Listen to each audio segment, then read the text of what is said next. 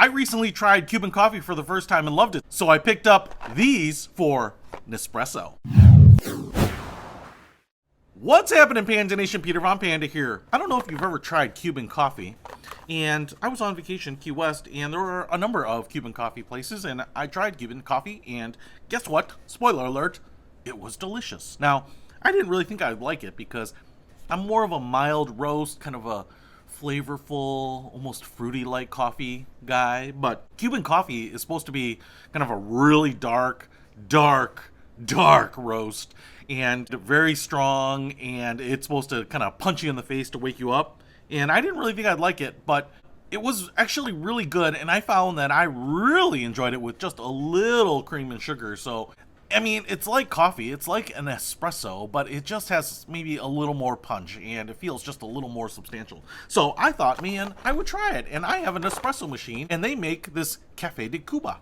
And I thought, why not give these a try to see if I can replicate that delicious Cuban coffee taste at home, because I don't have any Cuban coffee places around. Now, these Nespresso pods, as you can see here, are the really deep ones, so they'll make a cup of coffee. The larger amount of coffee, I believe, this says 7.77 fluid ounces, so a nice little cup, and you can see the barcode on the back here. So, without further ado, let's get the sucker in and see if we can actually make Cuban coffee at home. So I've got my Nespresso machine set up here. This is going to be a pretty small drink, so I've got my small mug right there. Go ahead and put it in there. It's not the smallest mug. It's not like an espresso mug, but it'll do. And then we'll put the pod right in there.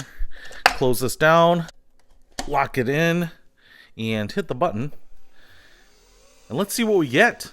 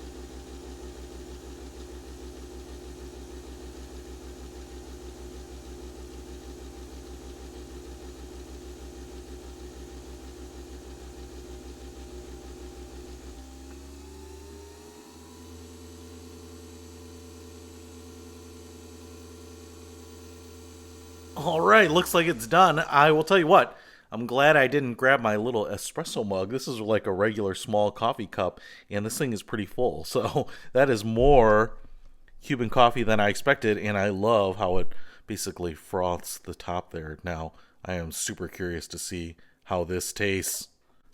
All right, I'm pretty excited. This is a hot cup of joe. And if you want to pick up your own Peter Von Panda mug, you can get it in the Peter Von Panda shop in the description below.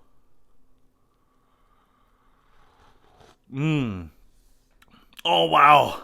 Yes, that has that punch of Cuban coffee that you're not going to get with another coffee. I mean, I tell you what, it's like dark roast. It's a little weird because I don't really like Starbucks coffee that much because I feel like it tastes burnt. But Starbucks is known for having like that darker, richer roast. When I first drank this, I thought, well, I'm not going to like that because if Starbucks is dark and this is supposed to be like ultra dark, well, I'm just not going to like it. But in some ways, going to that extreme where it's punchy, it's bitter, it's flavorful. You basically get back to something that's just so unique, you actually enjoy it. Now, I tell you what, the Nespresso does an amazing job of, I don't know how it does it, making a great cup of coffee, frothing it up. This made a huge quantity too, so this is not just a shot of coffee. But my preference would be, just like I experienced in Key West, with just a shot of cream and sugar. It's kind of where my preferred flavor profile is. Dude, I'm so excited with this. I tell you what, if you are trying to figure out how to make Cuban coffee at home, bring some of that tropical flavor and experience to your own house. Check out the Nespresso Café de Cuba. It's pretty damn good. I'll put a link to it in the description below. Peter Von Panda, out.